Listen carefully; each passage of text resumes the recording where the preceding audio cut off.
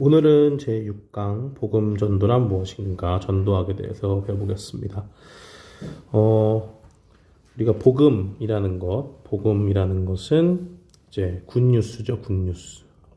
글씨가 좀 별론데 양해 부탁드립니다. 예, 굿뉴스는 이제 좋은 소식이라고 얘기하잖아요. 이 땅에 살면서 좋은 소식이 많죠. 여러 가지, 돈을 많이 벌었다. 건강이 좋아졌다. 그리고 취업을 잘했다. 성적을 잘 거뒀다. 여러 가지 것들이 있겠죠. 근데 성경이 말하고 있는 이 굿뉴스, 복음이라는 것은 바로 생명, 영혼에 관련된 것이고 구원에 관련된 것입니다. 그래서 이 좋은 소식이라는 것, 바로 이 세상에 좋은 건 많지만은 이 세상의 것들과 비교할 수 없는 영혼이 구원을 받는, 하나님의 심판에서 구원을 받는 그 굿뉴스, 좋은 소식을 이야기하는 거예요. 그래서 복음 전도라고 얘기할 때 오늘은 나눠서 복음이 뭔가 먼저 살펴보고, 그리고 복음을 전하는 것, 전도라는 게 이제 길을 전하는 거라고 하는데, 길 대신 예수 그리스도를 전하는 건데, 이 복음 전도가 뭔가 하는 것을 나중에 한번 살펴보겠습니다. 그래서 복음이라는 게 뭐냐, 복음이 뭐냐 라고 얘기할 때 여기 보니까 사전적 정의가 있죠. 사전적 정의. 여기 보니까 좋은 소식이다 라고 그렇게 적어놨습니다. 여기 보니까 사자, 그러니까 메신저죠. 메신저가 전해준 좋은 소식. 그러니까 원래는 이게 로마에서는 승리의 소식을 전하는 전령이 전하는 그런 걸 뜻했어요. 그런데 이제 그리스도인들이 이 복음을 받아들고 여기다가 뜻을 입힌 거죠. 그래서 우리 누가복음에 보면, 누가복음 2장 10절에 보면 천사는 뭡니까? 하나님의 그 뜻을 전하는 대리자죠. 천사가 온 백성에게 미칠 좋은 소식을 전한다라고 하면서 이 목자들에게 얘기해 주잖아요. 바로 예수 그리스도의 탄생을 알렸죠. 바로 복음의 주인공이신 예수 그리스도가 올 때 사자를 통해서 전달이 된 그 좋은 소식, 그것이 바로 예수 그리스도에 관한 소식이죠. 그래서 여기 밑에 보면 성경적인 정의가 있는데 한번 읽어보겠습니다. 예수 그리스도를 믿고 죄를 회개하면 모든 죄를 사함받는다 라고 그렇게 적었어요. 죄는 언제나 불행의 시작이죠. 죄가 우리 가운데 들어오고 나서부터 불행이 시작되었는데, 이 죄의 결과로 죽음이라는 게 오죠. 죽음이 오게 돼요. 그런데 이 죄가 있고 죽음의 상태에 있는 사람들은 언제나 이 심판을 피할 수 없습니다. 공의로우신 하나님의 심판을 피할 수가 없어요. 그래서 심판을 받게 될 때 하나님 앞에서 결국 영벌을 받게 되죠. 영원한 형벌을 받게 됩니다. 그런데 여기서 건짐을 받을 수 있는 유일한 길을 소개하고 있죠, 성경이. 그래서 only way, 유일한 길을 소개하고 있는데 그게 바로 예수 그리스도다라는 것을 이야기하고 있습니다. 그리고 거기 보시면 죄인인 인간은 심판을 피할 수 없는 비참한 존재다라는 것을 우리가 알아야 돼요. 이 로마서 2장 8절을 보면 하나님 앞에 하나님을 배척하고 하는 사람들은 하나님의 진노와 분노를 피할 수가 없는 그런 존재임을 알려주고 있고요. 로마서 3장 9절로 10절 말씀에 보면 모든 사람은 다 죄인이다. 그리고 의인은 하나도 없다라고 그렇게 이야기합니다. 그래서 우리가 하나님 앞에 자기 자신을 인식할 때 언제나 우리는 성경적으로 난 누굴까라고 얘기할 때 우리는 하나님 앞에 심판을 피할 수 없는 그런 존재다라는 것을 기억을 해야 됩니다. 그러면 그 인생 자체는 소망이 없게 되죠. 그런데 그 인생에 소망이 있게 되려면 죄인의 유일한 소망 되신 예수 그리스도를 만나야 돼요. 예수 그리스도가 죄인에게 소망이 되는 이유는 뭡니까? 바로 예수님께서 십자가에서 우리를 위해서 피를 흘려주셨기 때문이죠. 그래서 이 예수 그리스도의 보혈의 피로 예수님께서 다른 재물을 잡는 게 아니라 자기 자신을 한 번에 십자가에서 온전한 제물로 드리셔서 우리의 모든 죄를 속죄, 다 용서해 주셨죠.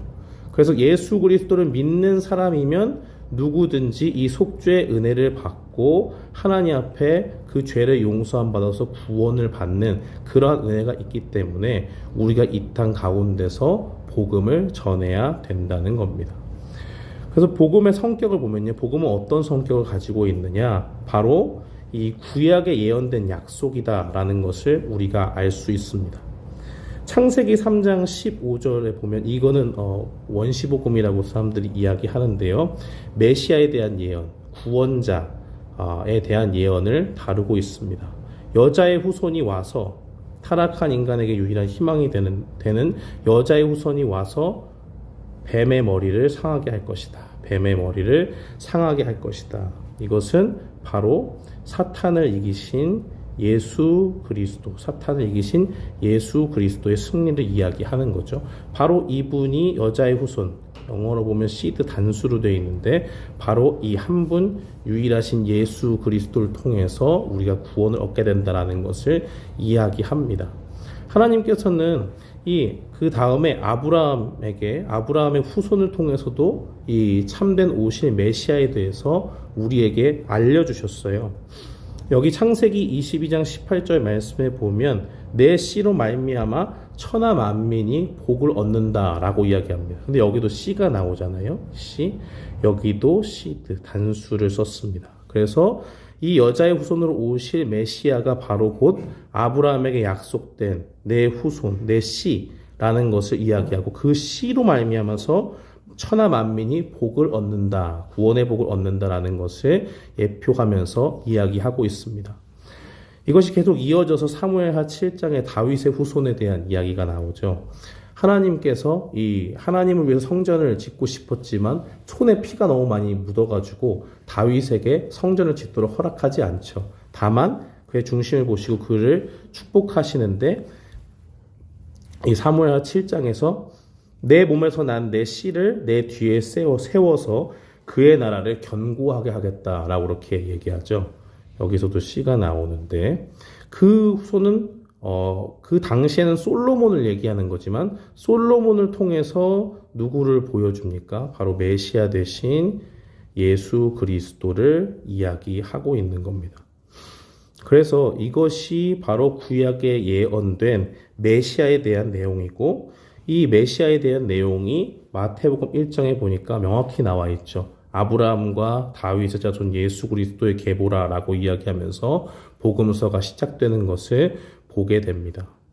그리고 이 모든 것들을 가리키는 것은 오실 메시아에 대한 예언이 바로 구약에 나타나 있는데 그것이 바로 예수 그리스도를 가리킨다라는 것을 우리가 볼 수 있습니다. 복음의 성격의 두 번째 보시면 이것은 구약에 예언된 약속일 뿐만이 아니라 결국 신약에서 성취된 약속이라고 이야기할 수 있습니다. 마가는 자신이 기록한 복음서를 막 쓰면서 하나님의 아들 예수 그리스도의 복음의 시작이다라고 그렇게 이야기합니다. 이 말은 예수 그리스도에 관한 복음을 내가 지금 적고 있다라는 것을 이야기하는 거죠. 결국 복음의 주인공은 예수님이시고 예수님이 우리를 위해서 어떻게 행하셨는가 하는 것들을 통해서 하나님의 우리를 향한 구원의 사랑이 보여지게 됩니다. 로마서 1장 2절로 3절 말씀해 보니까 우리 한번 읽어보겠습니다. 이 복음은 하나님이 선지자들을 통하여 그의 아들에 관하여 성경에 약속하신 것이라. 그의 아들에 관하여 말하면 육신으로는 다윗의 혈통에서 나셨고 라고 기록이 되어 있습니다. 이거 제가 녹음을 안 눌렀네요. 지금이라도 누르겠습니다.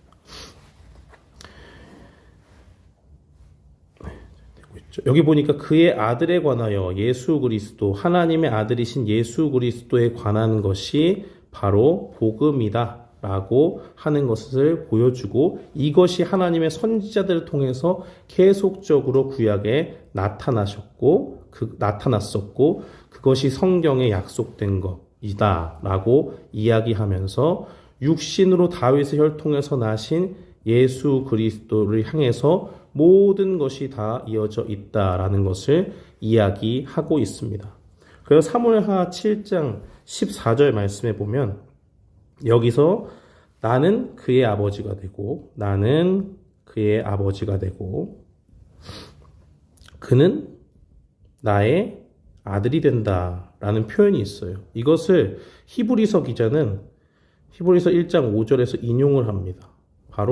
이게 바로 천사보다 귀하신, 천사보다 우월하신 예수 그리스도를 나타내는 그 예표의 말씀이다 라고 이야기하면서 신약에서 이 구약의 사무엘 하에서 다윗에게 약속했던 그 후손을 통한 하나님의 나라, 메시아의 왕국이 온전해지고 그의 통치가 세워진다는 것을 사무엘하 7장에서 예견했다면 그것이 바로 그리스도를 통해서 하나님의 아들이신 그리스도를 나타내는 예언이다. 성취된 것이다. 라고 히브리서 기자가 설명하는 것을 볼 수가 있습니다.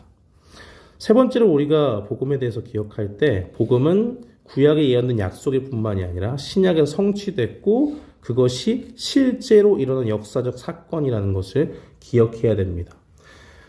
오늘날에 있어서 많은 사람들이 역사적인 사건, 복음 사건을 부인하는 사람들이 많이 있죠. 그저 우리가 말씀을 읽을 때 하나님의 말씀은 좋은 거니까 그냥 의미로만 좋게 받아들이면 된다라고 그렇게 얘기하는데 그것이 아니라 실제로 일어났던 복음 사건이다. 그 복음 사건은 무엇입니까? 고린도전서 15장에 보면 사도 바울이 열심히 그것에 대해서 이야기하고 있습니다. 복음을 너희에게 알려줬다. 너에게 알려줬다. 라고 이야기하면서 이 복음 사건이 무엇이냐? 바로 예수 그리스도의 죽으시고 장사 지낸 바 되었다가 완전히 죽었다는 거죠. 육체적으로 완전히 죽었습니다. 그리고 사흘 만에 성경대로 살아나셨다라고 그렇게 이야기하고 있죠. 그리고 이 예수님께서 완전히 실제로 죽고 기절한 것이 아니라 실제로 죽고 다시 살아나셔서 이것을 믿지 못하는 지하들에게 보이시기 위해서 나타나죠. 베드로에게도 나타나고 그리고 이 500여 형제에도 일시에 나타나고 야고보에게도 모든 사도에게도 사도 바울 이 글을 쓰고 있는 바울 자신에게도 나타났다라고 그렇게 바울이 고린도전서에서 기록을 하고 있습니다. 이게 바로 사도들이 전한 복음이라는 거예요.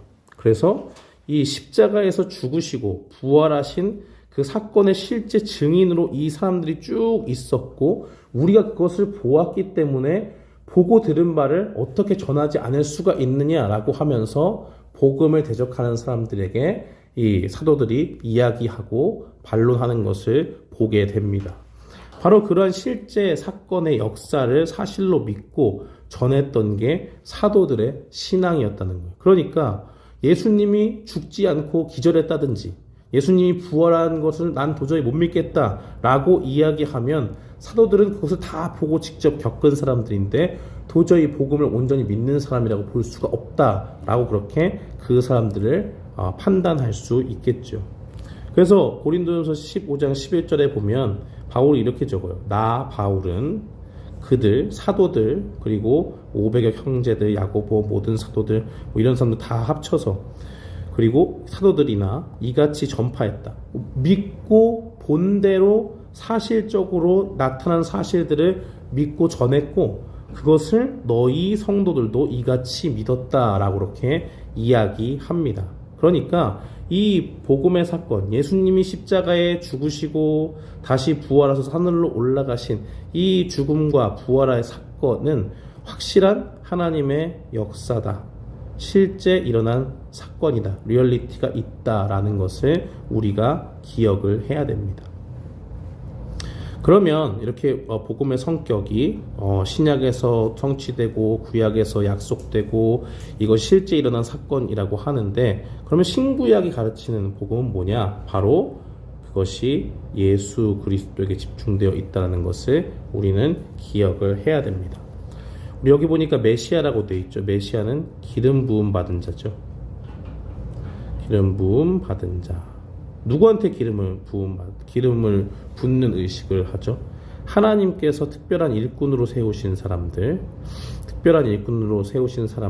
거기에는 왕도 있고 선지자도 있고 제사장도 있죠. 메시아라는 말이 히브리어라면 이제 그리스도는 한국말인데 크리스토스라고 하는 헬라어를 그대로 한국말로 한 거고, 이게 바로 메시아, 그리스도, 예수님, 다 메시아이자 그리스도이신 분이 예수님이다라는 것을 가리키는데요. 예수님에 있어서 사람들이 삼중직을 이야기합니다. 왕, 선지자, 제사장의 직분을 가지고 있다라고 그렇게 이야기해요. 왕은 하나님의 주권을 이야기합니다. 주권. 사탄에게 억눌리고 죄의 또 사망의 권세에 짓눌려 있던 사람들을 왕 대신 예수 그리스도께서 다 이 사탄의 사망의 권세, 사탄, 죄 이런 것들 다 물리치고 결국 주님의 교회와 또 주의 성도들을 하나님의 주권적인 통치 가운데서 보호하시죠. 그리고 사망의 권세를 깨트리고 이기셨기 때문에 그 성도들에게 언제나 승리를 주신다. 그래서 예수 그리스도를 믿는다라고 하면 그분이 우리를 통치하시고 보호하실 뿐만이 아니라 승리하신 그리스도를 바라볼 때 우리에게도 승리 주신다라는 것을 우리가 믿고 나아가야 됩니다. 선지자는 하나님의 말씀을 전했던 사람들이죠. 예수님은 이 땅에 오셔서 하나님의 말씀을 우리에게 알려주셨고, 하나님의 뜻이 어디에 있고 그의 계시가 우리에게 보여진 하나님의 말씀이 무엇을 가리키는가 하는 것을 우리에게 알려주셨습니다. 예수님께서 이 땅에 하나님의 말씀을 전하라고 천국 복음을 선포하게 하신 예수님을 선지자로 보내신 이유는 뭡니까? 바로 하나님의 뜻이 어디에 있느냐? 율법을 지켜가지고 구원을 얻는 게 아니라 바로 예수 그리스도가 메시아이심을 믿고 그 구약에 예언된 메시아가 바로 예수님이니 회개하고 예수님께 돌아와서 예수님을 믿는 사람은 다 구원을 받는다 하는 것을 알려주기 위해서 이 땅에 오셨다라는 것을 우리는 알 수 있습니다. 제사장의 직분은 특별히 죄사함, 속죄의 은혜를 우리에게 보여주죠. 제사장은 언제나 사람들이 죄를 지었을 때에 그 죄를 하나님 앞에 해결하도록 제사를 지냈습니다.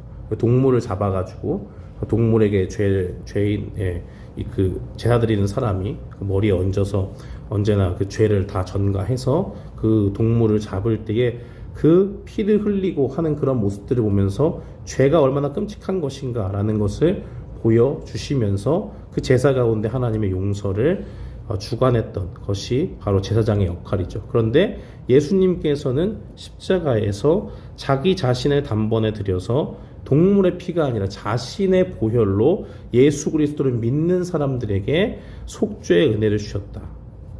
그래서 하나님과 우리 사이에 화해된 관계, 화평의 관계로 이끄시고 우리를 하나님께로 나아갈 수 있는 길을 열어주신 분이 바로 제사장 되신 예수 그리스도라고 볼 수가 있습니다. 그래서 예수님께서는 이 모든 일들을 감당하시면서 정확하게 내가 누군가, 예수님 자신이 누구신지를 우리에게 알려주셨어요. 요한복음 14장 6절 말씀 우리 한번 같이 읽겠습니다. 내가 곧 길이요 진리요 생명이니 나로 말미암지 않고는 아버지께로 올 자가 없느니라. 예수님께서는 여기서 본인이 길이다, 또 내가 진리다, 또 내가 생명이다 라고 그렇게 말씀하셨어요. 그리고 내가 나로 말미암지 않고는 아버지께로 올 자가 없다, 유일한 길, only way 라는 것을 알려주셨죠. 길이라고 하는 것은 구원의 유일성을 얘기하죠. 그래서 사도행전 4장 12절에 보면 다른 이로서는 구원을 얻을 수 없나니 천하 인간의 다른 구원을 얻을 만한 이름을 우리에게 주신 일이 없다라고 그렇게 이야기를 합니다. 그래서 구원의 유일한 길이 되신 분이 바로 예수님이다라는 것을 우리에게 알려주고요. 진리가 너희를 자유케 하리라는 말씀을 통해서 죄에서 자유를 주시는 그 예수 그리스도의 모습을 우리에게 알려주십니다. 그리고 생명이라고 하는 것은 사망에서 생명으로 옮겨주시는 그 영생을 주시는 예수님을 우리에게 보여주세요. 그래서 아들 예수 그리스도가 있는 자는 구원을 얻고 생명이 있고, 그죠? 생명이 있고, 없는 자는 구원 또 생명이 없습니다. 그 말씀을 요한일서 5장에서 하고 있는 거예요. 그래서 복음이란 정의에 대해서 살펴봤고, 성격이 어떤지, 또 복음이 가르치는 것은 바로 예수 그리스도다라는 것을 우리가 봤습니다. 그렇다면 이제 복음 전도가 뭐냐라는 것을 우리가 한번 살펴보겠습니다.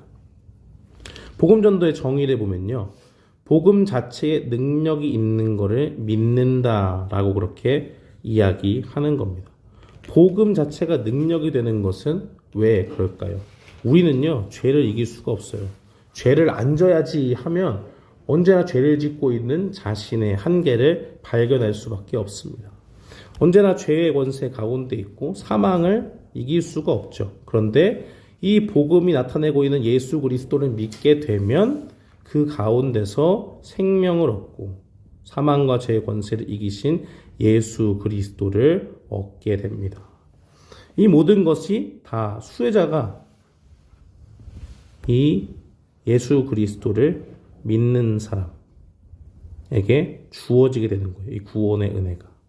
그래서 복음 자체에 능력이 있다는 것은 복음을 전할 때 이건 뻔한 내용 아니야? 우리가 다 알고 있는 내용 아니야? 이거 전한다고 해서 사람들이 믿을까 하지만 실제로 복음을 전해보면 믿는 사람이 생긴다는 걸 알 수 있어요.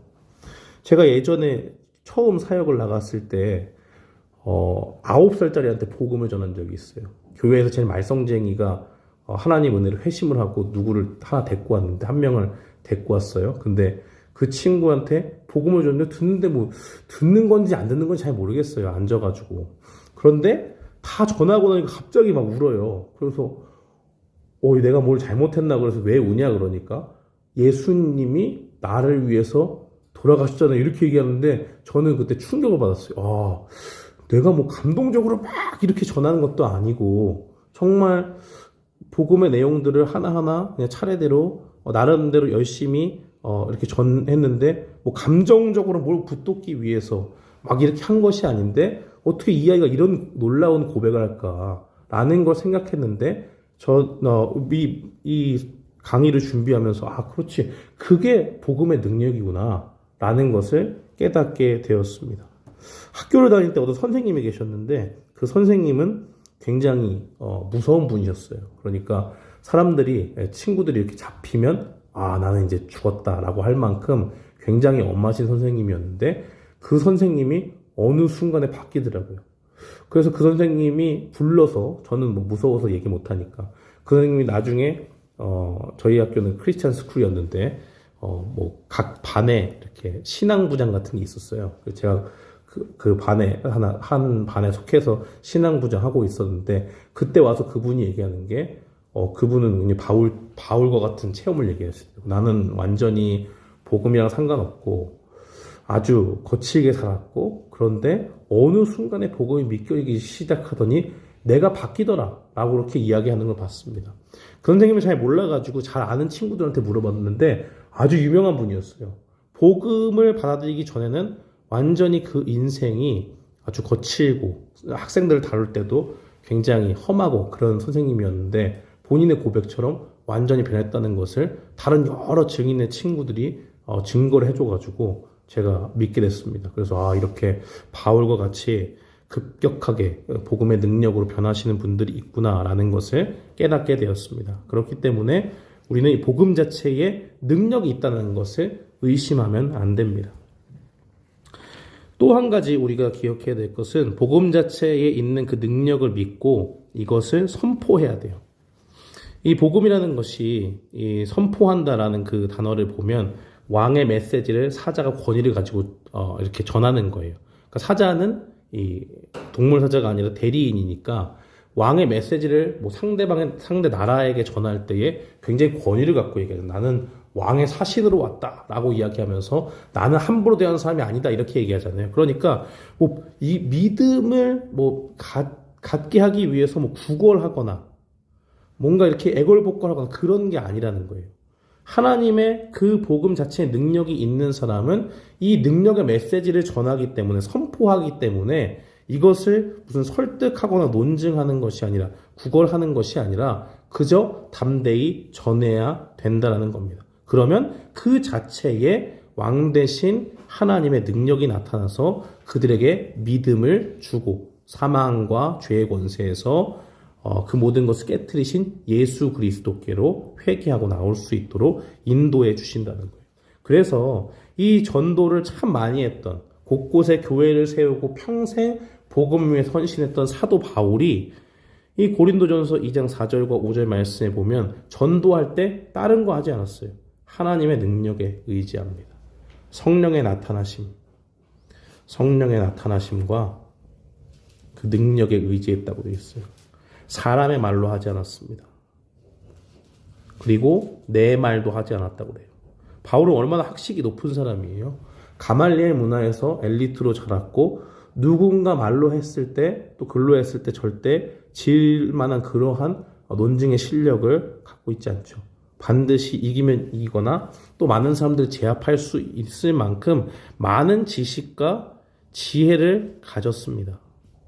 근데 이걸 다 의지하지 않았다는 거예요. 내 말로도 하지 않고 사람의 지혜로 하지 않았다. 오직 나는 복음을 그대로 전하면서 성령의 나타나심과 능력, 성령님께서 이 가운데 복음을 듣는 사람들, 이 복음을 듣는 많은 사람들에게 역사해 주셔서 누구는 믿고 누구는 믿지 않을지 나는 모르지만 그 가운데서 하나님께서 믿음을 주실 줄 알고 모두 다 하나님께서 선택하신 백성이다 라는 확신 가운데서 기도하면서 그 복음을 전했더니 능력이 나타났다라는 것을 이야기해주고 있습니다.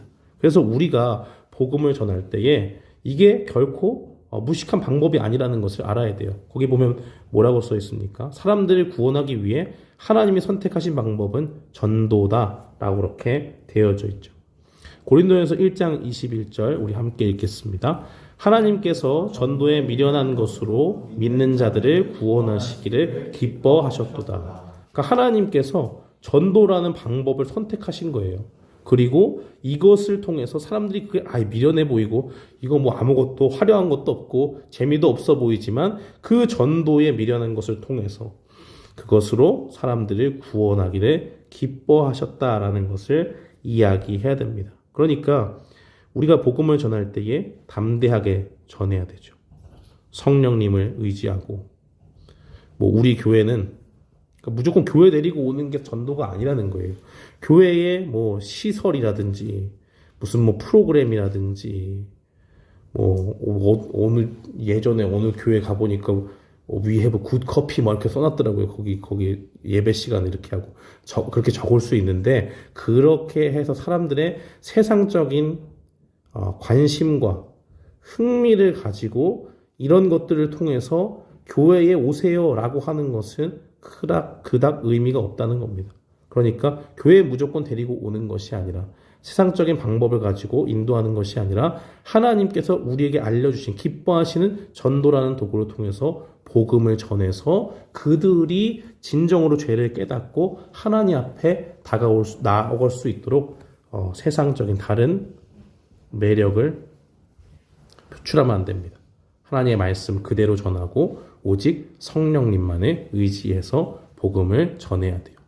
복음 전도의 필요성은 어디에 있느냐? 왜 복음을 전해야 됩니까? 간단해요. 하나님의 관심. 좀 더 이야기하면 하나님의 열정은 모든 사람이 구원받는 데 있습니다. 하나님의 열정, 하나님의 관심. 하나님이 도대체 이 땅에 우리를 보내신 이유가 뭘까? 우리를 구원하시고 우리를 통해서 또한 구원의 복음을 전하도록 우리를 부르셨어요. 여기 보니까 디모데전서 2장 4절 말씀 한번 읽겠습니다. 하나님은 모든 사람이 구원을 받으며 진리를 아는 데 이르기를 원하십니다. 모든 사람이 알고 진리이신 예수 그리스도를 알아서 구원하는 그 일들을 하나님께서 기뻐하신다는 거예요. 누가복음 19장 10절에 보면 예수님께서 오신 이유가 나오는데 왜 오셨느냐? 잃어버린 자를 구원하기 위해서 왔다. 예수님께서는 하나님의 마음을 우리에게 보여주신 거죠. 이 땅에 오신 이유가 단 하나밖에 없어요. 뭐 병자를 고쳐주는 것도 좋고 먹을 것이 없는 사람들에게 뭐 12광들이 막 이렇게 남도록 베푸는 그러한 오병이어의 기적도 중요하지만 그러한 기적보다 더 중요한 것은 그런 것을 통해서 내가 메시아인 것을 알아라라고 하면서 참된 구원자, 너희를 구원할 구원자가 누구냐라는 것을 알고 나에게 오라라고 하시면서 잃어버리고 방황하는 그 영혼들을 구원하기 위해 오셨다는 거예요. 그래서 여기 밑에 보면 복음 전도자 무디 있잖아요. 무디는 그를 만났던 모든 사람들의 이마 중간에 마치 대문자 L이 쓰여져 있는 것을 상상했다라고 되어 있어요.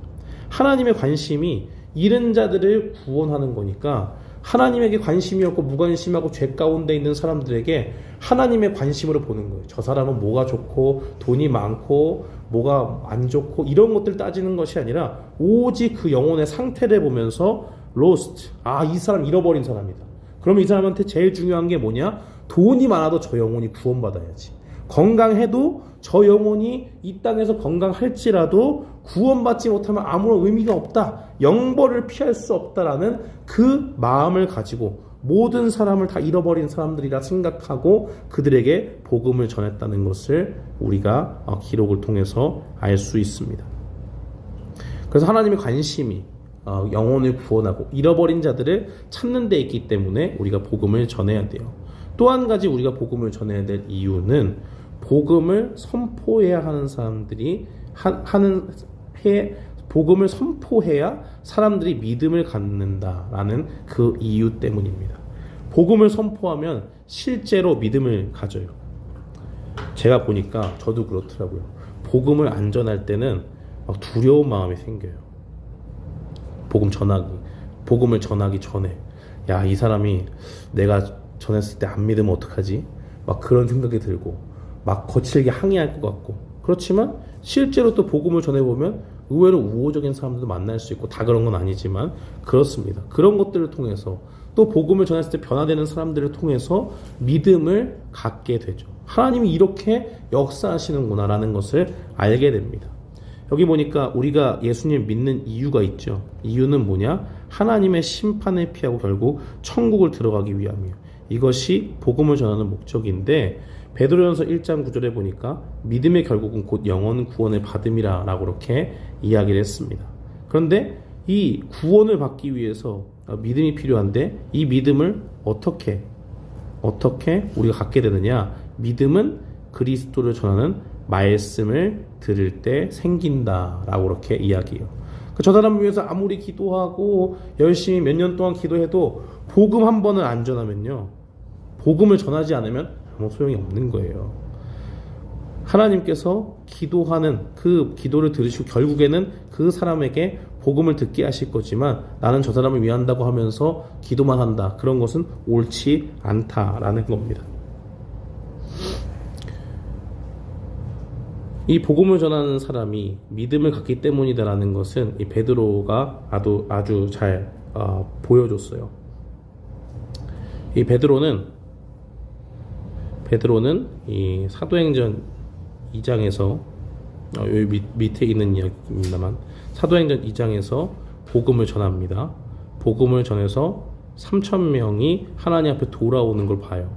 그리고 나서 나중에 이 사도행전 4장에 보면 예수님의 죽음과 부활을 전하면서 옥에 갇히게 될 때에 거기서 물러서지 않습니다. 오히려 대제사장 앞에서 담대히 예수님을 전하니까 이 사람들이 무식한 사람인 줄 알았는데 지식이 없는 범인으로 알았다가 깜짝 놀랐다라고 하는 것을 알 수 있죠. 바로 그러한 것들이 이 복음을 전하는 사람의 믿음을 갖는 그러한 모습이라고 우리가 볼 수 있습니다. 로마서 10장 15절과 16절 말씀에 보면 전파하는 자가 없이 어찌 들으리요 좋은 소식을 전하는 자의 발이 아름답다라는 말을 통해서 전도하는 사람을 하나님이 기뻐하신다라는 것을 우리에게 알려주고 있습니다. 그러니까 하나님의 그 말씀, 하나님의 관심 그대로 그 열정을 가지고 주님의 구원의 복음을 전하는 것, 그것이 가장 중요하고 그것을 통해서 우리도 하나님의 심판을 피하고 다른 사람들도 천국에 들어갈 수 있도록 인도하는 것, 그것을 통해서 믿음이 성장한다라는 것을 우리가 알고 전해야 됩니다. 우리 복음 전도의 유익을 보시면요, 지상에서의 유익이 있습니다. 지상에서의 유익인 전도자의 믿음이 성장한다. 아까 이야기한 것이죠. 사도행전 4장에 보면 죽음과 부활을 예수 그리스도의 죽음과 부활을 전했을 때에 그때에 전하지 말라라고 얘기할 때 절대로 물러서지 않습니다. 그러니까 그 가운데서 5,000명이 믿는 결실을 얻게 되죠. 그래서 담대히, 더욱더 담대히 어떻게 우리가 보고 들은 것을 전하지 않을 수 있느냐라고 이야기하면서 옥에 갇히는 두려움 같은 거 생각하지 않습니다. 오히려 내가 하나님을 좋게 하랴, 사람을 좋게 하랴 라고 하면서 하나님께서 주신 구원의 복음을 담대히 전파하는 그 베드로의 모습이 나오죠. 원래 베드로는 주님이 잡혔을 때 도망간 제자들 있었고 예수님을 쫓아갔지만 거기서 3번이나 부인하죠. 자꾸 꼬치꼬치 캐물으니까 그 옆에서 너도 그와 함께 있던 자가 아니냐, 네 말투가 그런 것 아니냐 라고 이야기하니까 거기서 저주하며 3번 부인했죠. 그때에 예수님께서 말씀하신 대로 닭이 울면서 닭이 울기 전에 네가 나를 3번 부인하겠다라는 그런 연약한 모습을 가지고 있던 사람인데 성령님을 받고 나서 복음을 전하니까 그 가운데서 믿음이 성장하는 그러한 모습으로 나타나는 것을 우리가 볼 수 있습니다. 또 복음 전도의 유익은 불신자가 믿음을 갖고 전도하게 돼요. 이게 아주 기쁜 일이죠. 요한복음 4장에 보니까 예수님을 사마리아 여인이 만났습니다. 와서 보라, 이는 그리스도가 아니냐라고 이야기하죠. 여기 보니까 여자의 말이 내가 행한 모든 것을 그가 내게 말하였다. 이 사마리아 여인은 예수님께 어떠한 정보도 주지 않았습니다. 그런데 예수님께서 이 사마리아 여인에게 지금 있는 남편도 네 남편이 아니다 라고 이야기하면서 쭉 그의 고통과 그 근심과 염려를 다 짚어내시죠. 그러면서 이 사마리아 여인이 결국에는 이분이 바로 그리스도구나 라는 것을 깨닫게 되고 그것을 자기만 아는 것이 아니라 동네로 들어가서 그 동네 중에 많은 사마리아인에게 전파합니다. 야, 와서 봐라, 우리가 기다리던 그리스도 메시아가 바로 이분이 아니냐라고 이야기하고 그 동네 중에 많은 사마리아인들이 예수님을 믿게 되었다라고 그렇게 이야기합니다. 그래서 복음 전도의 열매가 계속해서 복음이 전해지고 믿는 자가 생기고 이것이 또 다른 사람들에게 열매로 맺혀져서 계속적으로 반복되는, 또 복음이 전해지고 또 다른 사람에게 복음이 전해서 믿음이 자라나고 열매를 얻고 하는 그러한 선순환들이 일어나면서 불신자가 이 땅 가운데 믿음을 갖게 되고 전도하게 된다라는 그런 유익을 우리가 볼 수 있습니다. 이 땅 가운데 유익이 이렇게 있다면 천상에서의 유익도 있어요. 천상에서의 유익은 모든 성도들이 구원을 받는 겁니다. 영벌에 있던 사람들이 하나님의 은혜로, 하나님의 선물로 구원을 얻게 됩니다. 믿음을 통해서 예수님을 믿는 그 믿음을 은혜로 받게 돼서 하나님의 선물로 주시는 구원을 얻게 돼요. 그것이 천상에서 일어나는 일들입니다. 그리고 전도자는 상급을 받죠. 상급. 고린도후서 5장 10절 말씀에는 이 말씀이 있습니다. 하나님의 예수 그리스도의 심판대가 나오죠. 근데 심판대 앞에서 어떤 일들이 일어납니까? 바로 거기서 행한 대로 보응한다 라고 그렇게 이야기하죠. 그래서 우리가 사는 삶의 가장 좋은 것은 무엇입니까? 주님 앞에, 주님의 심판대 앞에 섰을 때 하나님을 기쁘시게 하는 삶을 살아야 돼요. 하나님을 기쁘시게 하는 삶은 무엇입니까? 하나님이 원하시는 그 관심에 집중하는 것이고 하나님의 열정, 잃은 자를 돌아오게 하시는 그 열정에 집중하는 삶입니다. 바로 그러한 것들을 통해서 이 땅 가운데 나만 구원받은 것으로 만족하지 않고 또 다른 이 구원의 그 진리를 다른 사람들에게 전해서 그리스도의 사신이 되어서 대리자가 되어서 이 땅 가운데 또 다른 사람들에게 복음을 전하고 그들에게 믿음을 전하는 일들을 통해서 마지막 날에 주님 앞에 섰을 때 하나님의 심판대 앞에서 뭐 하다 왔냐? 라고 얘기할 때 제가 부족하지만 주님의 복음 더 전했어야 되는데 죄송합니다. 열심히 전하려고 했는데 그렇게 못했습니다. 라고 해도 주님이 그 삶을 기쁘시게 받아줍니다. 마지막으로 우리가 볼 것은 복음 전도의 결과입니다. 복음 전도의 결과는 온 땅에 복음이 전파됨으로 인해서 예수 그리스도께서 오시는 거예요. 여기 보니까 마태복음 24장 14절 말씀에 이 천국 복음이 점점점 돼 있고 온 세상에 전파될 때 그때야 끝이 온다라고 이렇게 이야기를 하죠. 초대교회 성도들은 주여 우리 주여 오시옵소서 마라나타라고 하면서 이 기도 구절을 널리 사용했다고 해요. 초대교회 성도들은 핍박을 많이 받았습니다. 근데 핍박 가운데 소망은 뭐예요? 다시 오실 예수 그리스도를 바라보는 겁니다. 그분이 오시면 우리의 눈물을 씻겨주실 것이고 더 이상 고통이 없고 이 땅 가운데 있는 모든 어려움이 사라지게 됩니다. 그렇기 때문에 그 주님의 오심을 소망하고 바라보는 사람들은 이 주님이 땅끝까지 복음이 천국 복음이 온 세상에 전파되면 끝이 온다라는 것을 바라보면서 소망 가운데서 열심을 다해서 소망이 있는 사람, 참된 소망이 있는 사람은 예수 그리스도를 전하며 살게 되는 거예요. 이것이 바로 복음 전도의 결과입니다. 그래서 오늘 짧은 시간이나마 우리 복음 전도가 뭐냐라는 것을 배우게 되는데요. 이것을 우리가 지식으로 알고 있지 않고 정말 복음의 능력을 믿고 전하는 우리가 되기를 바랍니다. 사실 저도 주변에서 보니까 복음 전할 기회가 많이 없는데 이 강의를 준비하면서 내 복음 전도 강의를 해야 되는데 그냥 강의만 하면 안 되는데 어떻게 해야 되지? 라고 할 때 저희 아버지가 아직 믿지 않으시니까 열심히 전화를 해서 전도를 했는데 돌아오는 거는 별로 좋지 않았지만 하나님께서 또 복음의 능력을 믿고 전했으니까 또 열매로 아버지에게도 믿음을 주실 줄 믿고 계속해서 전하겠습니다. 저도. 그래서 우리 성도님들도 또 저도 열심히 복음을 전해서 주님이 하시는 그 능력을 바라보면서 전하는 우리가 되었으면 좋겠습니다. 기도하겠습니다.